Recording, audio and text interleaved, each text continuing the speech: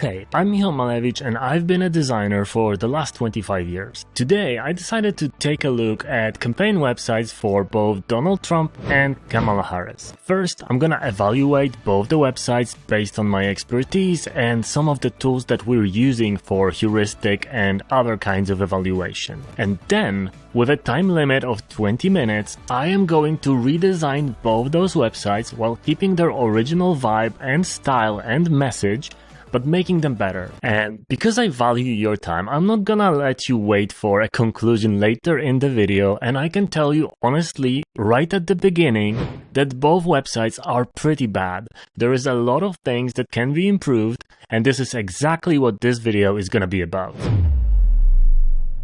Let's talk about the brand. Both candidates are staying close to their brand. Kamala Harris goes for mostly blue hues, with red only used for main CTA buttons, which makes them stand out more. In case of Trump, the website is mostly avoiding regular blue and mixing dark blue with black and red. Harris' campaign palette is more vibrant and energetic, while Trump's more traditional. The campaign logos also differ. In case of Harris, it's a simple, elegant typographic mix in white that stands out well on the website header. It also has a blue option for white backgrounds. In case of Trump, the logo mark is a lot more complex optically, which makes it less legible in small sizes. Now let's talk about the headers. I put both headers through our internal testing tool at webreview.ai to get a sense of structure of what to look at. It returned the color choices, facial expressions, spacing tips, recommendations, and last but not least, communication issues on both sites. Then I went through the websites myself and found additional things. I highlighted the main issues with numbers, so you can easily see what I'm talking about. On Kamala Harris' website, it starts off with a badly aligned text on a bar above the site that's underlined and really long. That much reading right at the start adds to the cognitive overload and refocuses the first impression. WebReview returned a different copy for this, Your Guide to Voting, with an arrow at the end. It's shorter and gets to the point faster, less reading.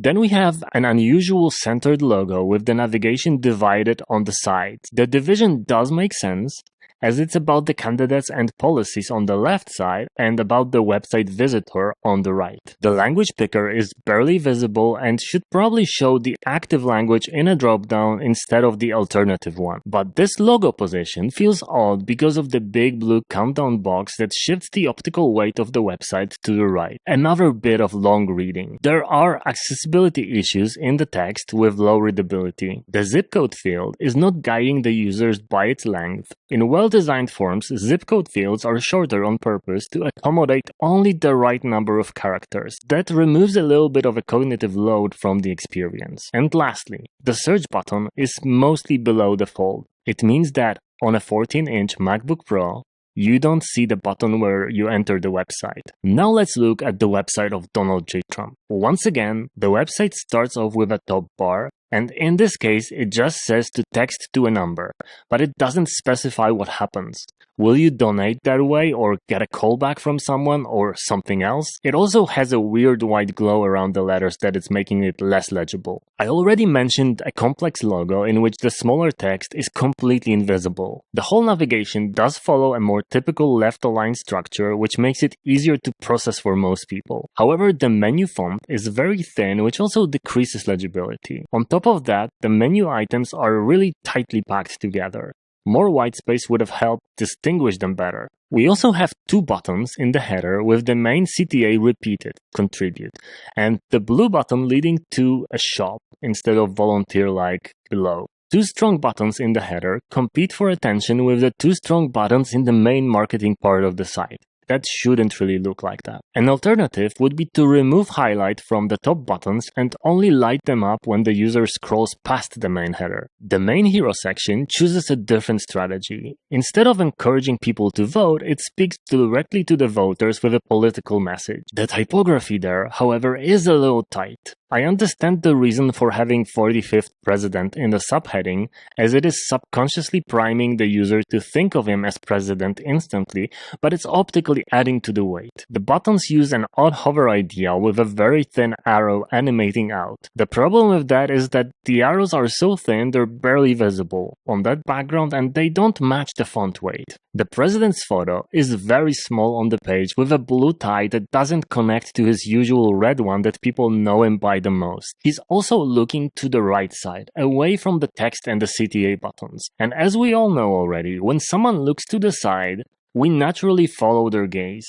In this case, we simply look away from the content. There are 3 of his social media links right in the header, with Twitter still using the bird icon that has been decommissioned over a year ago. That positioning also makes them almost invisible and distracting. The main takeaway from the header is that it has better, more direct and strong messaging, but the overall design is much worse than in case of Harris. So my conclusion is that from a purely design perspective, Kamala Harris' website is a little bit better. But I don't have enough information regarding where these things are actually done on purpose and with research, or just kind of hacked together quickly on a cheap WordPress. It's also important to ask the question, what is the main goal of each website? In case of Harris, it is to encourage people to vote. In case of Trump, it is to present his ideas for the future of the country. On Harris' website, these ideas are hidden in a subpage, which by the way has a really good clear design, but there's barely anything about why you should vote for her on the main page.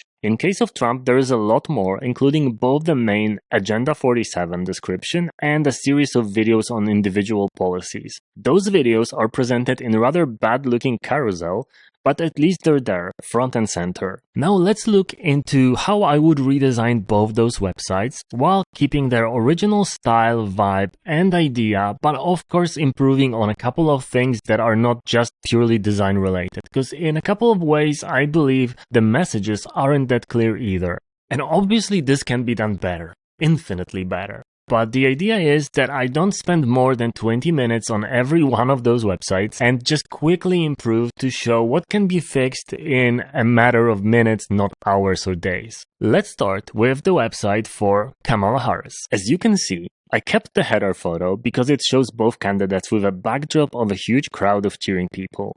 It's a good photo. I also kept the blue box on the right side, but modified it to be easier to use. For both sides, I use my classic 1120 pixels wide layout with 32 pixel gutters and 64 pixel columns. You can learn more about it from my web design courses, but overall it's the most versatile approach to beautiful readable landing pages. The logo is back on the left where most people expect it.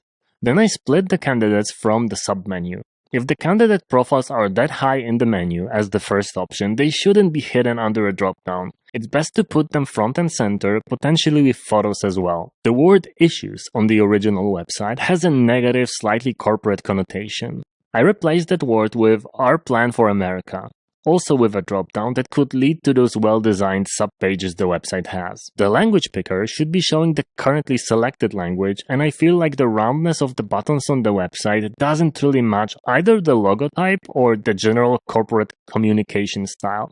The main action on the current website was registering to vote. This is why I removed all that long confusing copy and replaced it by a single actionable line that essentially means the same thing. A map can be created to give people more context, and it can even show voting stations on the map as red pins. We can clarify that the location was found by parsing the IP address and give people the ability to manually change it. The zip code field is the right length followed by a clear CTA on the bottom. Instead of a vague search, it now says find my voting location with an arrow indicating you'll be taken to another page. I believe hiding policies under a submenu is a bad idea. In this case, Trump's website does it a lot better by stating a simplified plan or agenda right under the header. I copied that idea here and quickly wrote some copy. I did it myself, no AI used. Donations seem to be an important section, but since it's a form of help, I grouped it together with a link to volunteer as well. And now, let's look at the website of Donald J. Trump. Because Trump's website was objectively a worse design, I decided to completely change the header. I kept the slogan, but found a different photo of Trump. Because the slogan speaks directly to you, I picked a photo in which he's pointing towards the viewer. I kept the overall darker background, but with an American flag instead of a blurry photo. The president also has his trademark red tie. I simplified the logo, similarly to what the opposing campaign has, and added a clear submenu with the policies that could lead into individual pages with videos instead of a carousel. Because that campaign is heavily focused on big rallies, I added a number indicating how many events they've done. The right side of the header is following the path of the Harris website, as I believe the language picker is usually expected to be there. In this case, there already is a red button on the side, so for them not to clash, I replaced it here with an outlined button. It can fill with a red color on hover. I added a kicker to the main text to start it off with one of their campaign slogans and reformatted the quote itself. The photo of the president is changed to be pointing towards the user, which connects with the message next to it. The main button is contribute, so I kept it red but placed the arrow inside. The secondary CTA is volunteer, which I left muted and without the arrow. I also added a part of the form box sticking out from under the fold so the users know there is more to scroll to. I kept the copy right under the main header, just as it was originally, but I reformatted it to make it highlight the essential words that resonate with the voters. On the right side, I added a clearly understood CTA on the button and made the form a little easier to understand by proper structure. As you can see, in just 20 minutes I was able to improve those websites and make them a little bit more logical, a little bit more easier to read and navigate. Seeing those generic, pretty basic websites makes me think that the actual web design isn't really that important because both candidates mostly appear on social media, so their websites aren't really the primary source of information about them. And most of their voters already made their mind, so the websites are not really there to convince anybody. But still,